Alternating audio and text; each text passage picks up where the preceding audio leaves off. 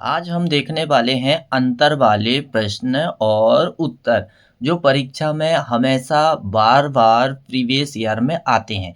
जैसा कि मैंने जो है अंतर वाले प्रश्न में एक वीडियो और बनाया हुआ हूँ।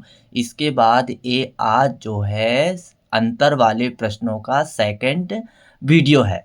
तो हम देखने वाले हैं, बहुत अच्छे से समझने वाले हैं, क्योंकि आने वाली जो 10 तारीख को है कक्षा 11वीं का कृषि विज्ञान का पेपर है, तो उसी के बेस्ड ये हमारा वीडियो है। तो हम एक-एक अंतर को बहुत अच्छे से समझने वाले हैं। जो लगातार आते हैं उनको एक-एक लाइन बहुत अच्छे से समझेंगे। तो आप जुड़ जाइए मेरे वीडियो में। तो नमस्कार दोस्तों, मैं सचिन राय और आपके अपने YouTube channel PAT with Sachin में फिर से एक बार स्वागत है। और आज की ये अंतर वाले वीडियो अंतर वाली ये दूसरी क्लास है। तो आज हम बहुत सारे अंतर इसमें देखने वाले हैं। तो चलिए स्टार्ट करते हैं। सबसे पहले दिया है विद्युत संयोजक एवं सहसंयोजक यौगिक में अंतर। विद्युत संयोजक एवं सहसंयोजक यौगिक में अंतर। विद्युत संयोजक एवं सहसंयोजक यौगिक में अंतर। ये 2012, 13, 16, 19, 20, 23 ये लगातार जो है 23 तक आया। तो निश्चित ही है 2 साल गैप हुआ, अभी ये 26 में जरूर आएगा। तो इसको हमको ध्यान से समझना है। तो विद्युत संयोजक यौगिक क्या होते हैं, सहसंयोजक यौगिक क्या होते हैं, ऐसे इनकी विशेषता भी पूछ सकता है कि विद्युत संयोजक यौगिक की विशेषता बताइए, सहसंयोजक यौगिक की विशेषता बताइए। ऐसे अलग अलग प्रश्न भी आ सकता है अथवा में, तो उसमें भी आपको यही आंसर लिखना है। तो चलिए हम स्टार्ट करते हैं। विद्युत संयोजक यौगिक, ये यौगिक इलेक्ट्रॉन के आदान प्रदान के फलस्वरूप बनते हैं। विद्युत संयोजक यौगिक इलेक्ट्रॉन के आदान प्रदान के फलस्वरूप बनते हैं। लेकिन सहसंयोजक यौगिक ये परस्पर बराबर इलेक्ट्रॉनों की साझेदारी के फलस्वरूप बनते हैं। और ये सहसंयोजक यौगिक जो है इलेक्ट्रॉन को साझा करके अपना एक यौगिक बनाते हैं। फिर दूसरा में क्या दिया, ये प्राय कठोर एवं ठोस होते हैं। ये प्राय गैस अथवा द्रव एवं वाष्पशील होते हैं।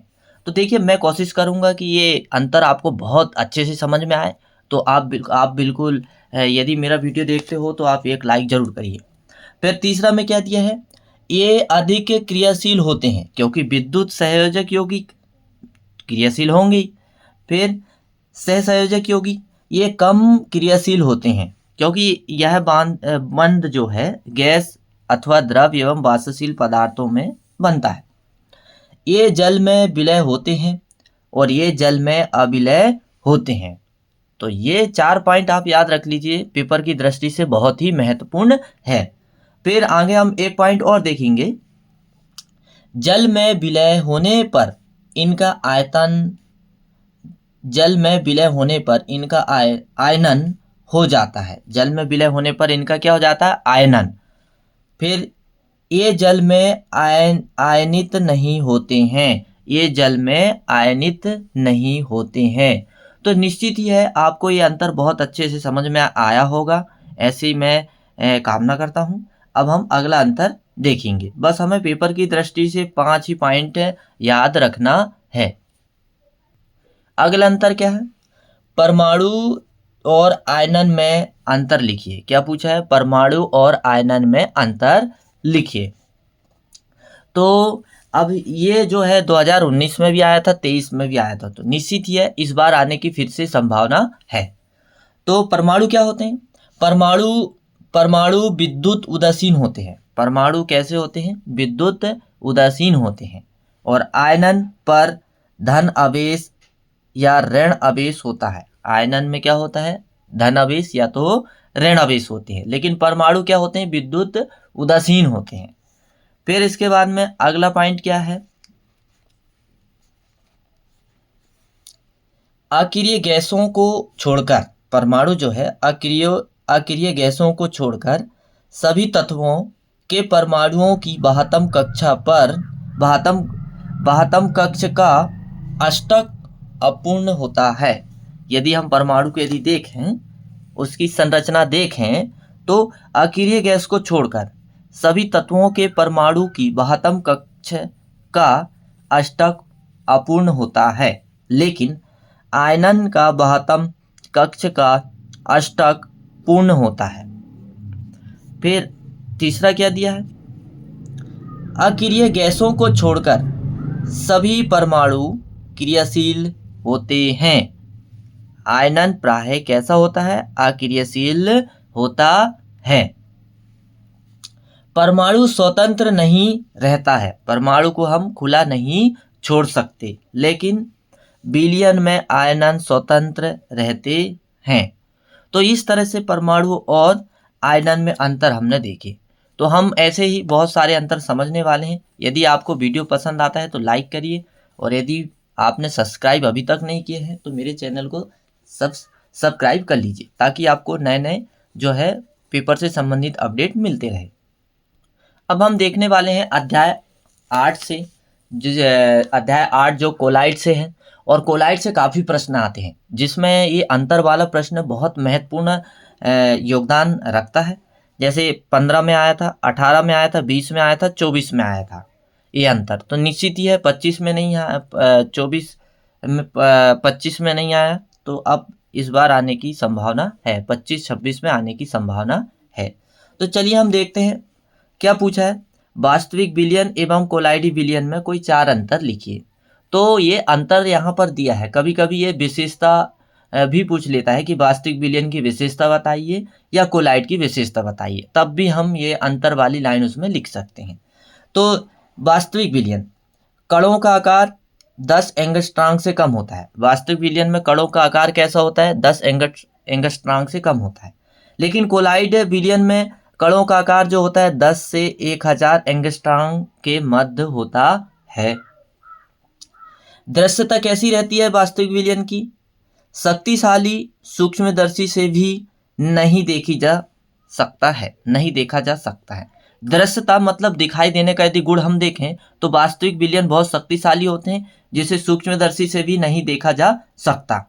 लेकिन कोलाइड विलयन शक्तिशाली सूक्ष्मदर्शी से देखे जा सकते हैं। जैसे यदि हम पानी में शक्कर को घोलते हैं तो पूरी शक्कर घुलने के बाद छोटे छोटे कण जो है हमारी नग्न आंखों से दिखाई देते हैं, तो वो बिल्कुल ही कोलाइड विलयन का उदाहरण है। छानना, यदि हम छानने की बात करें तो वास्तविक विलयन की साधारण फिल्टर पत्र एवं चर्म पत्र दोनों में आर पार निकल जाते हैं, मतलब वास्तविक विलयन को छाना नहीं जा सकता है।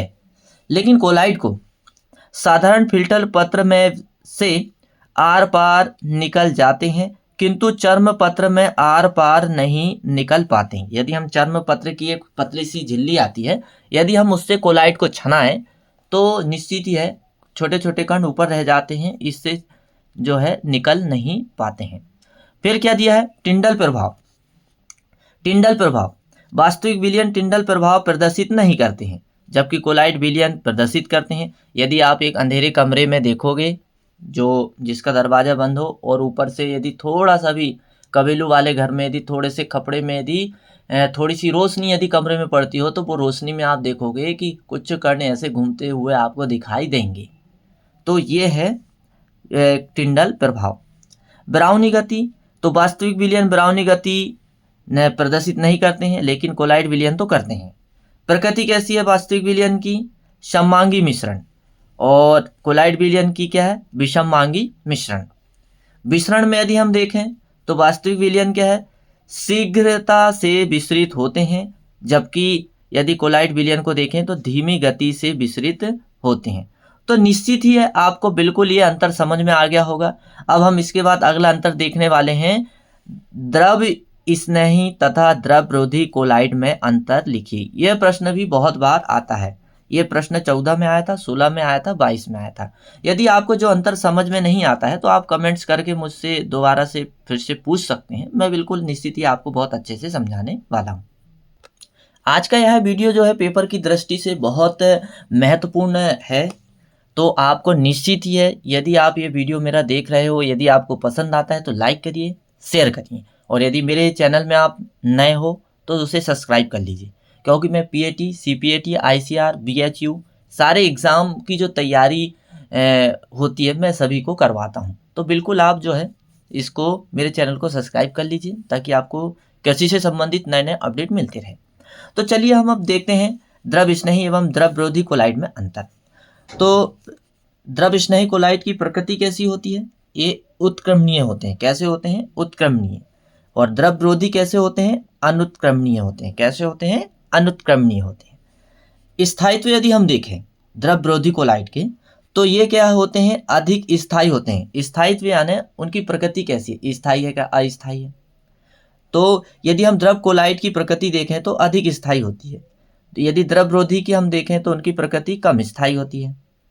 श्यानता यदि हम देखें तो श्यानता यदि हम देखें द्रव स्नेही कोलाइट की कैसी होती है? परिक्षेपण माध्यम यानी जल से, जल में यदि हम देखें तो परिक्षेपण माध्यम से सदैव उच्च होते हैं, यानी कि जल से सदैव उच्च होते हैं। लेकिन द्रवरोधी हम कोलाइट देखें तो क्या होता है? द्रवरोधी कोलाइट में परिक्षेपण माध्यम यानी जल के लगभग बराबर होते हैं। कैसे होते हैं? जल के लगभग बराबर होते हैं। अब हम अगला देखते हैं टिंडल प्रभाव। टिंडल प्रभाव देखेंगे तो हम सरल पॉइंट कलेक्ट कर रहे हैं, ताकि जो है पेपर की दृष्टि से बहुत महत्वपूर्ण है, क्योंकि 10 तारीख को जो पेपर होना है उसके लिए बहुत महत्वपूर्ण क्लास हो जाती है। टिंडल प्रभाव देखें हम तो द्रव स्नेही कोलाइट टिंडल प्रभाव को प्रदर्शित करते हैं। द्रवरोधी ये टिंडल प्रभाव स्पष्ट एवं अधिक प्रदर्शित करते हैं। बनाने की विधि द्रव कोलाइट को विलय को विलायक में घोलने से बनती है। किससे बनती है? विलय को विलायक में घोलने से बनते हैं। इनको बनाने के लिए विशेष विधियां प्रयुक्त की जाती है। कणों की यदि हम प्रकृति देखें, इनके कण बड़े बड़े अणुओं के टूटने से बनते हैं। द्रव स्नेही कोलाइट हम देखें तो इनके कण जो है बड़े बड़े अणुओं के टूटने से बनते हैं। लेकिन यदि हम द्रवरोधी कोलाइट को देखें तो इनके कण छोटे छोटे अणुओं के परस्पर संगुणन से बनते हैं, यानी टूटने से बनते हैं या उनके मिलने से बनते हैं। तो निश्चित ही आपको ये द्रव स्नेही तथा द्रवरोधी कोलाइट में अंतर समझ में आया होगा। तो यदि आपको समझ में आया है तो आप एक लाइक तो जरूर करिए। फिर हम देखेंगे अब अगला अंतर। एक अंतर जो है अध्याय 11 से भी हमें देखने को मिला था 2024 में पादप कार्यकी से। तो क्या पूछा था? जड़ एवं तने में कोई 3 अंतर लिखिए। तो जड़ एक साइड तना। तो जड़ का निर्माण कैसे होता है? जड़ का निर्माण मूलांकुर से विकसित होती है। जड़ कहाँ से विकसित होती है? मूलांकुर से। और तना कहाँ से विकसित होता है? प्रांकुर से। प्राय जड़ें भूमिगत एवं रंगहीन होती है। जड़ें भूमिगत रंगहीन होती है, मतलब जड़ भूमि के अंदर रहने के कारण उसमें रंगहीन हो जाती है, वो कोई उसका रंग नहीं होता है। लेकिन भूमिगत मतलब भूमि के नीचे की ओर बढ़ती है। यह वायुवीय होने के कारण कैसा होता है? तना हरा होता है। फिर तीसरा क्या दिया है? जड़ों में पत्तियां एवं पुष्प विकसित नहीं होते हैं, क्योंकि इनकी प्रकृति जो होती है भूमि के अंदर रहने की होती है। और पेड़ पौधों के लिए क्या काम करती हैं? पानी और पोषक तत्व ऊपर पहुंचाते हैं। तने पर पत्तियां एवं पुष्प कलिका होते हैं, और भोजन बनाने का काम कौन करता है? तने की पत्तियां, और वो फिर वहां पत्तियों में भोजन बनाने के बाद नीचे जड़ तक भोजन को पहुंचाना उनका काम होता है। फिर चौथा में क्या दिया? जड़ों में पर्व संधि एवं पर्व नहीं होते हैं।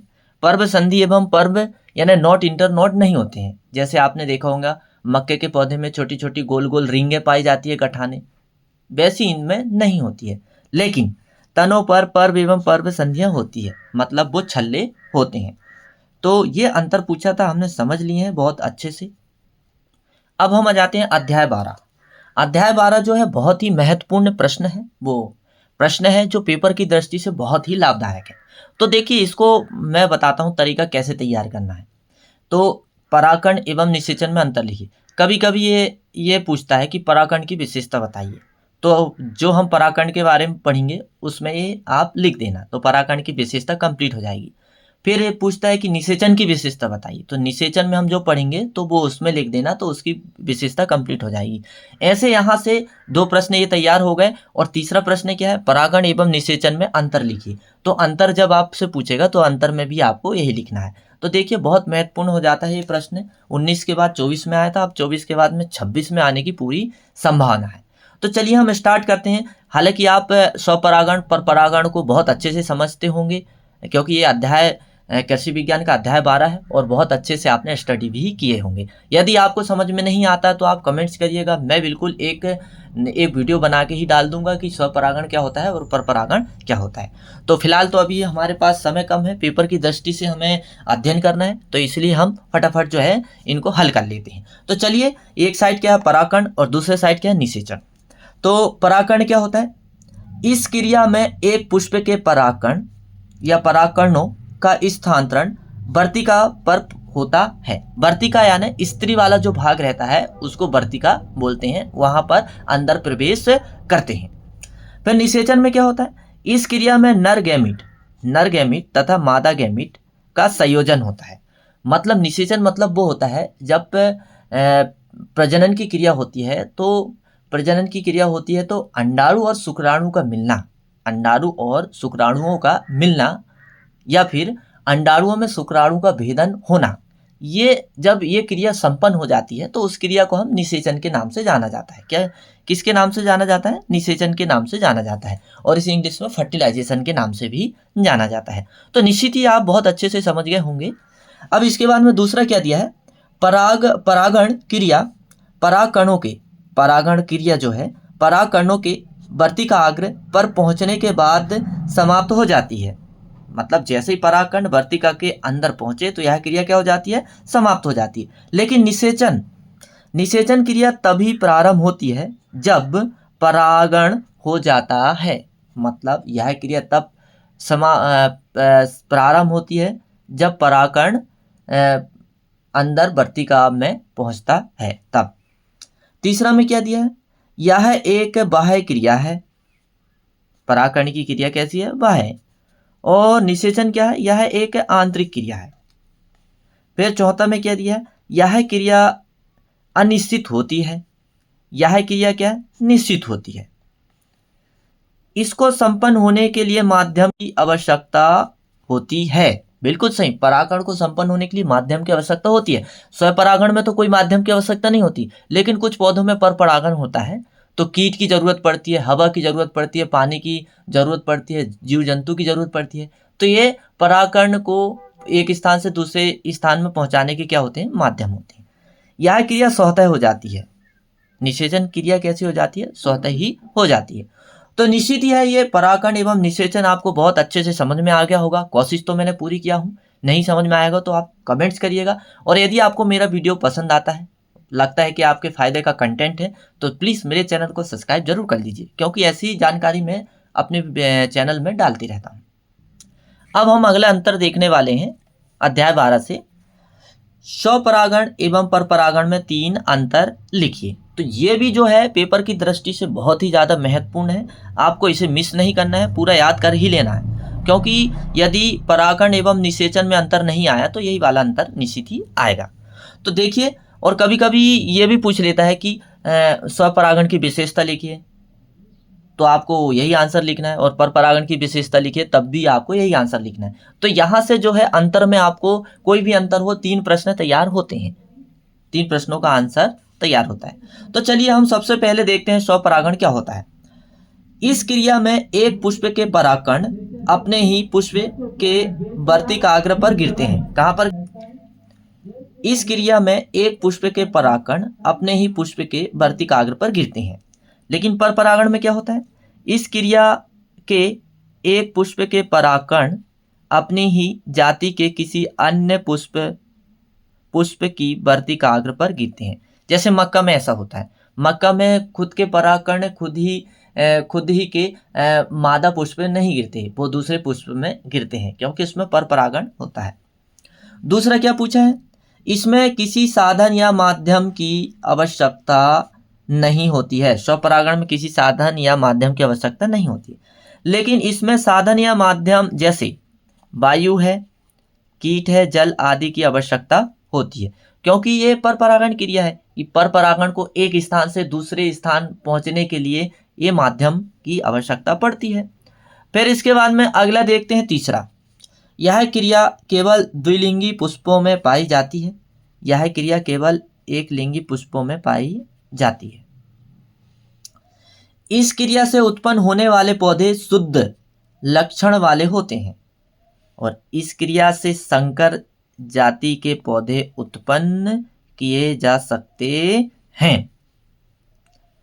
फिर इसके बाद में 5वां क्या दिया है, इस क्रिया के लिए परागकोश एवं वर्तिकाग्र एक ही समय परिपक्व होते हैं। तभी परागकोश यानी नर और वर्तिकाग्र यानी मादा दोनों एक ही समय में परिपक्व होना चाहिए, तब तो परागकण की क्रिया संभव होगी। लेकिन इस क्रिया के लिए परागकोश एवं वर्तिकाग्र एक ही समय पर परिपक्व नहीं होते हैं, इसीलिए परागण की क्रिया होती है। तो निश्चित ही है ये वीडियो आपको बहुत अच्छे से समझ में आया होगा और अच्छा भी लगा होगा। यदि आपको लगता है कि फायदे आपके फायदेमंद कंटेंट है, तो बिल्कुल आप मेरे चैनल को सब्सक्राइब कर लीजिए और एक लाइक तो जरूर करिए और अपने दोस्तों को मेरा वीडियो शेयर जरूर करिए। और ये हमारा अंतर वाले प्रश्नों का दूसरा वीडियो था, तो एक वीडियो और मैं लेके आऊँगा, तो आप निश्चित ही है आप उसको भी ज़रूर देखें, क्योंकि पेपर की दृष्टि से बहुत महत्वपूर्ण होने वाला है। और पहले वीडियो की लिंक मैं इस वीडियो में डाल दूंगा, तो आप पहला वीडियो भी देख सकते हैं। नहीं तो आप मेरे चैनल की प्लेलिस्ट में जाइए, तो वहाँ पर सारे वीडियो आपको क्रम से मिलेंगे। तो मेरा वीडियो देखने के लिए आपको बहुत बहुत धन्यवाद।